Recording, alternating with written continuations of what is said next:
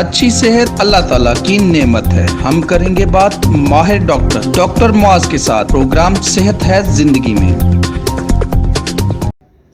अस्सलाम वालेकुम। मेरा जो टॉपिक मैंने स्टार्ट किया था डायबिटीज़ का, आज उसकी सेकंड पार्ट में आपको उसमें इंशाल्लाह आपको कॉजेज़ ऑफ टाइप 2 डायबिटीज़ के बारे में आपको मैं मेंशन करूँगा। टाइप 2 डायबिटीज़ जो कि diabetes mellitus insulin independent diabetes भी कहा जाता है। ये वो शुगर की टाइप है जो उम्र के एक दरमियाने हिस्से में स्टार्ट होने के इसके चांसेस ज़्यादा हैं और इसका जेनेटिक एलिमेंट बहुत कम रोल प्ले करता है। इंसुलिन के बनने से इसका ताल्लुक नहीं है। इंसुलिन नॉर्मल बन रही होती है, जैसे मैंने पिछली वीडियो में बताया था, लेकिन इंसुलिन अपना असर नहीं कर रही होती। और उसकी क्या वजूहत हैं, किस वजह से ये सब होता है, क्यों डेवलप होती है, आज मैं इस बारे में आपको बताऊंगा। तो अपने टॉपिक को आगे बढ़ाते हुए मैं आपको बता दूं कि इसकी 4-5 वजूहत किताबें और पढ़ाई मेंशन करती हैं और उन सबको ब्रीफली मैं आपको बताऊंगा। सबसे पहले जेनेटिक एलिमेंट इसमें इतना ज़्यादा रोल प्ले नहीं करता, लेकिन कुछ ऐसे ख़ानदान जिनमें मोटापा और चर्बी यानी कि कोलेस्ट्रॉल अगर ख़ानदानी तौर पर पीछे से ज़्यादा आ रहा हो, जिसमें हम मेटाबॉलिक सिंड्रोम की कैटेगरी में ऐड करते हैं, उसकी वजह से ये मसला टाइप 2 डायबिटीज़ में ज़्यादा जल्दी आ सकता है उन लोगों में। यानी कि जेनेटिक जो वजह है वो बहुत ही माइनर है, लेकिन उसका रोल ज़रूर इसमें प्ले होता है। दूसरी वजह जिसका मैं आपको बताऊंगा वो है डाइट। सेडेंट्री लाइफस्टाइल एक बहुत कॉमन हो चुका है आजकल के दौर में, और अगर मैं इसको सादा ज़ुबान में समझाऊं तो बाहर के खाने, junk food, burger, pizzas, fries, तली हुई चीज़ें, इनका इस्तेमाल इतना बढ़ चुका है और ये बहुत ही ख़तरनाक है।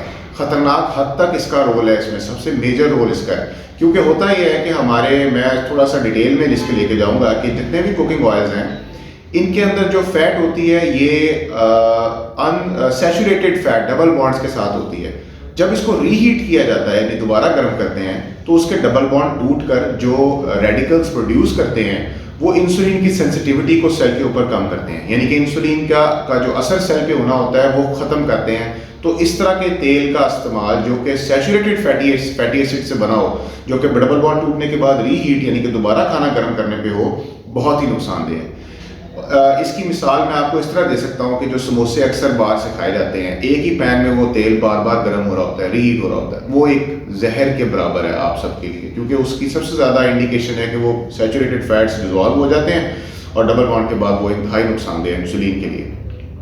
इसके बरक्स मैं आपको ये भी बताता चलूँ कि देसी घी जो हम लोग घर में बना सकते हैं या मिलता है, वो अनसैचुरेटेड फैट है, उसके अंदर डबल बॉन्ड्स नहीं होते, उसको रीहीट किया जा सकता है।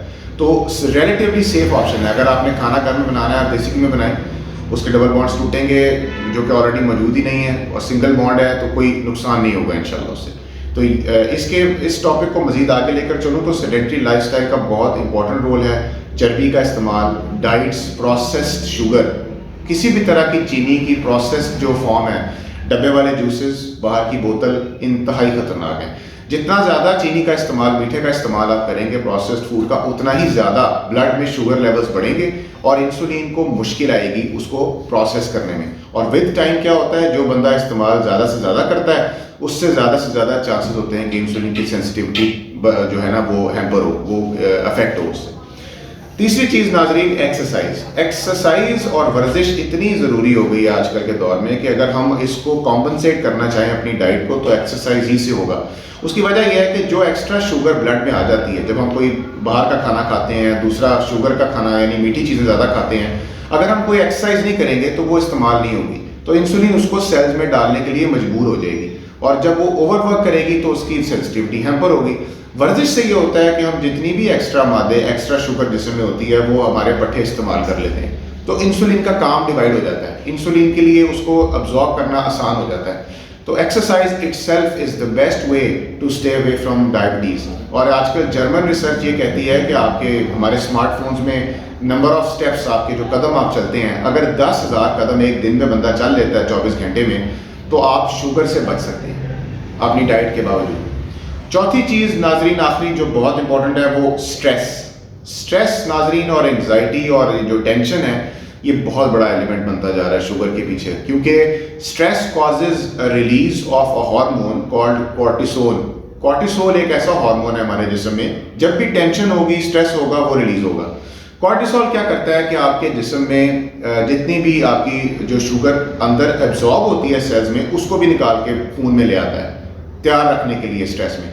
तो जब शुगर आप वैसे भी खुराक में ले रहे हैं और कॉर्टिसोल टेंशन के अंदर उस शुगर को जमा हुई को भी बाहर निकाल रहा है, तो आप खुद सोचें कि इंसुलिन के लिए कितना मुश्किल हो जाएगा उस शुगर को वापस सेल में डालना। तो cortisol itself is called a diabetogenic hormone और वो स्ट्रेस में रिलीज होता है। मेरी वीडियो थोड़ी लंबी हो गई है, लेकिन मैं ये इसलिए बताना चाह रहा था आपको क्योंकि ये 3-4 चीज़ें डायबिटीज़ टाइप 2 जो कि हमारे टाइप 2 वाली शुगर है उसमें बहुत बड़ा रोल प्ले करती हैं। इंशाल्लाह इससे अगली वीडियोस में मैं आपको मजीद इंफॉर्मेशन दूंगा टाइप 2 के बारे में कि वो उसके नुकसान क्या क्या हैं और उसका इलाज क्या है। हमारा चैनल शहजाद हेल्थ यूट्यूब पे मौजूद है, उसको आप ज़रूर सब्सक्राइब कीजिए। मेरी वीडियोस के नीचे कमेंट्स में अपने सवालात आपसे जो भी कोई इन्फॉर्मेशन चाहिए वो आप ज़रूर पूछें और हमारे चैनल को सब्सक्राइब कीजिए। बहुत शुक्रिया, जज़ाकल्लाह खैर, अस्सलाम वालेकुम।